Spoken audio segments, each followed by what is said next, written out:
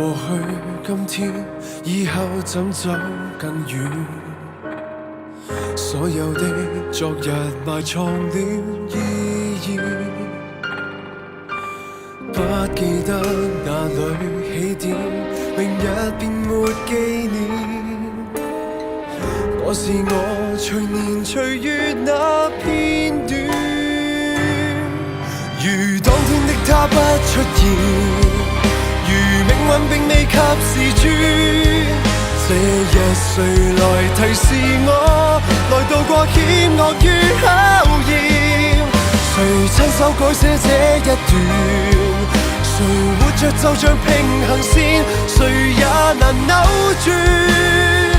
誰的傳說記在故事背面？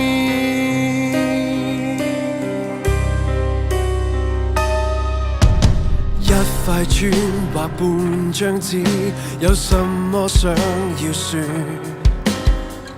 封印的故事留待你發現。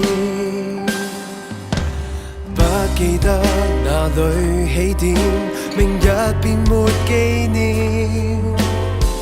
我是我，隨年隨月那片段，如當天的他不出現，如命運並未及時轉。這日誰來提示我，來渡過險惡與考驗？誰親手改寫這一段？誰活着就像平行線，誰也難扭轉。